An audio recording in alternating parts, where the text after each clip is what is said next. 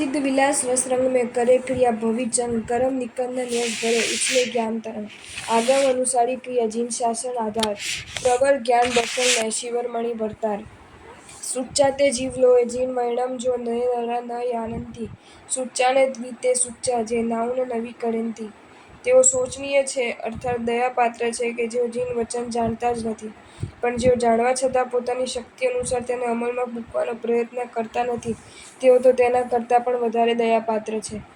વાત પણ સાચી જ છે ને. સૂર્યના પ્રકાશમાં કરોડનો હીરો દેખાઈ ગયા પછી એના હાથમાં લઈ લેવાનો ન હોય અને સૂર્યના અજવાળામાં પોતાના પગ આગળ સર્પ આવી ચૂક્યો છે એ દેખી ગયા પછી જો ત્યાંથી ભાગી છૂટવાનું ન હોય તો પછી હીરો દેખાઈ ગયો તોય શું અને ન દેખાયો હોય તોય શું? સાપ દેખાઈ ગયો તોય શું અને ન દેખાયો હોય તોય શું? યાદ રાખજો, સૂર્ય ભલે પ્રકાશ કરશે પણ સાથે એની એક કમજોરી પણ એ છે કે એ અકિંચિતકાર છે. અકિંચિતકાર છે એટલે આ જ કે એ કશું કરી એ હીરો પકડવાની ન શકે તો એ તો તમારે જ પકડવો પડે. તમને એ સાપથી દૂર કરી ન શકે એ તો તમારે જ પોતે સાપથી દૂર રહેવું પડે. બસ સમ્યક જ્ઞાન પણ આવું છે. હે ઉપાદેય તત્વોની સમજ એ આપી દે.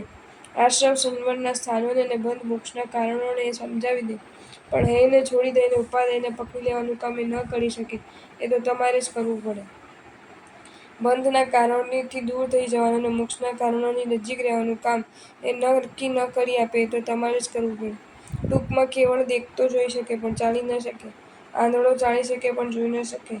જે દેખતો પણ હોય અને ચાલતો પણ હોય એ જ જોઈને ઈચ્છિત સ્થળે પહોંચી શકે. એકલું જ્ઞાન જાણી શકે પણ કરી ન શકે. એકલી ક્રિયા કરી શકે પણ જાણી ન શકે. જ્ઞાન અને ક્રિયા બંને ભેગા મળે ત્યારે જ આત્મા મંજિલે પહોંચી શકે. આ સંદર્ભમાં એક અતિ મહત્વની વાત. 10મે કાલિકમાં સૂત્રમાં આવતી આ પંક્તિ પઢવમ જ્ઞાનમ તવો દયા. આ પંક્તિ નોટ કરનારા અર્થ કરતા હોય છે કે દયા તો પછી છે, પ્રથમ તો જ્ઞાન જ છે. પરંતુ અર્થને બદલે આ અર્થ કરવો જ ઉચિત લાગે છે કે તમારા અંતરમાં જો જીવે પ્રત્યે દયાના પરિણામ જાગે છે અને એ જાગેલા દયાના પરિણામને તમે અમલી બનાવવા સક્રિય બની છો તો જ તમારું જ્ઞાન એ સમ્યક જ્ઞાન છે. બાકી જ્ઞાન ભણ્યા પછી પણ, સમ્યક સમજણના સ્વામી બન્યા પછી પણ, અંતરમાં હેયોપાધ્યના વિવેક પ્રગટ્યા પછી પણ જીવો પ્રત્યેની કરુણાથી હૃદય જો સંવેદનશીલ નથી બનતું તો જ્ઞાન કે એ સમજણ મૂલ્યહીન જ છે.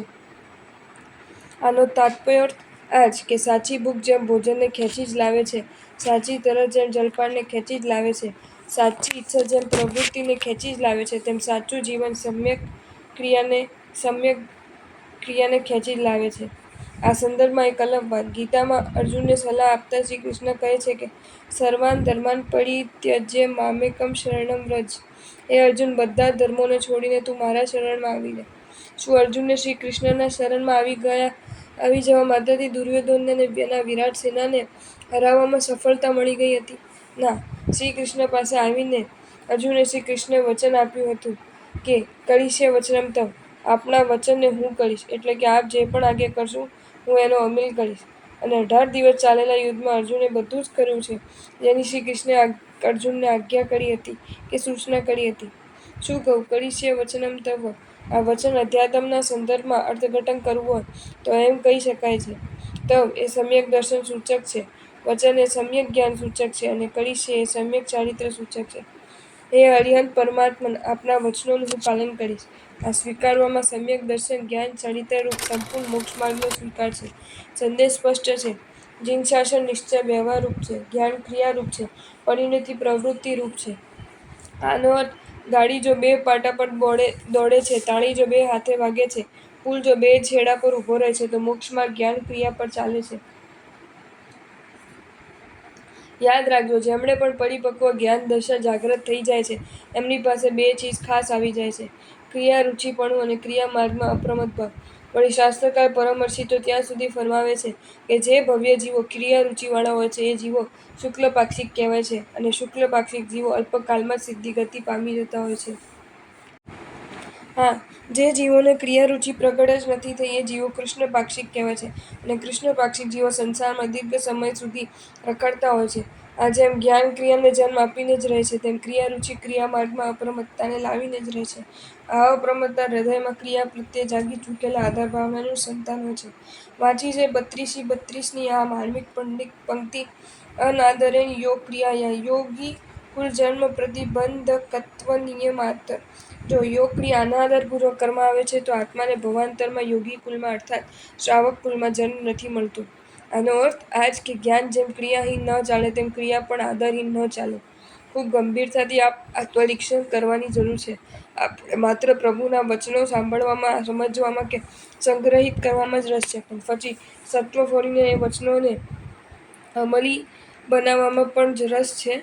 હા, બની શકે કે આપણી પાસે જેટલા પ્રમાણમાં જ્ઞાન છે કે જેટલા પ્રમાણમાં સમજણ છે એટલા પ્રમાણમાં એની સક્રિયતા ન હોય, અર્થાત એનો અમલ ન પણ હોય, તોય કમસે કમ શક્ય અમલ તો હોવો જ જોઈએ. એ જો ન હોય તો ક્રિયારુચિપણું કદાચ એક જાતનો દંભ પણ બની શકે છે. આ વાસ્તવિકતાને સમજવા માટે 4 વિકલ્પ બરાબર સમજી લેવાની જરૂર છે. વચન અનુસાર પ્રભુએ જે આરાધના જે રીતે કરવાની કહી છે એ આરાધના એ જ રીતે કરવાની. એ વચનાનુસાર વ્યવહાર. વચન સાપેક્ષ પ્રભુએ જે પણ આરાધના, અનુષ્ઠાન કે વ્યવહાર જે રીતે આદરવાના કહ્યા છે એ જ રીતે અને આદરી ન શકાય ત્યારે વચનને સાપેક્ષ રહીને જે વ્યવહાર આદરાય એ વાચન સાપેક્ષ વ્યવહાર. વચન નિરપેક્ષ પ્રભુના વચનોની જાણકારી હોવા છતાં, પ્રભુની આજ્ઞાનો ખ્યાલ હોવા છતાં વ્યવહારમાં કે આરાધનામાં એ વચનની સાપેક્ષતા પણ નહીં અને સ્મૃતિ પણ નહીં. માત્ર પોતાની ઈચ્છા, માન્યતા, રુચિ પ્રમાણેની જ આરાધના કે વ્યવહાર એ વચન નિરપેક્ષ વ્યવહાર. વચન વિરુદ્ધ વચનની જાણકારી છતાં જાણી જોઈને વચન વિરુદ્ધ જ આચરણ કરવું કે આરાધના કરવી એ વચન વિરુદ્ધ વ્યવહાર. ટૂંકમાં વિધિ, ઉપયોગ અને બહુમાન સાથે ક્રિયા કરવી એ વચનાનુસાર. શરીરની નાદુરસ્ત સ્થિતિમાં ઉપયોગ અને બહુમાન સાથે શક્ય વિધિ જાળવીને ક્રિયા કરવી એ વચન સાપેક્ષ. વિધિ, ઉપયોગ કે બહુમાનની પરવા કર્યા વિના ઠીક લાગે એ રીતે ક્રિયા કરવી એ વચન નિરપેક્ષ. અને જાણી જોઈને રખડતા ચિત્તે અનાદર સાથે અવિધિથી ક્રિયા કરવી એ વચન વિરુદ્ધ.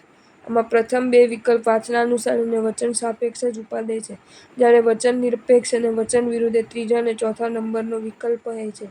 આવા સમ્યક દર્શનની ઉપસ્થિતિની જાહેરાત કરતું 10 પૂર્વનું અધ્યયન આજે આપણી પાસે ભલે નથી, પણ ક્રિયારુચિના સ્વામી બની જઈને આપણામાં શુકલ પાક્ષિકપણું તો છે એ પુરવાર કરીને જ રહીએ. આપણી મુક્તિ સમયનો જ પ્રશ્ન બની રહે છે. ક્રિયાપદ સમાની તર્જ તાર મુજ તાર મુજ. મુક્તિ માર્ગદાયકાય સુક્રિયા રુચિપ્રદાય જ્ઞાનરોધ વર્જકાય ભો નમઃ ક્રિયાપદાય.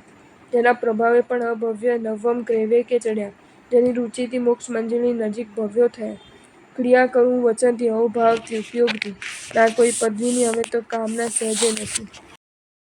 જો તમને આ વિડીયો ગમ્યો હોય તો આ વિડીયોને લાઈક કરો અને શેર કરો અને આવા જ નવા વિડીયો જોવા માટે જૈન ફેક્ટ્સ એન્ડ સ્ટોરીઝની ચેનલને સબસ્ક્રાઈબ કરો. ધન્યવાદ.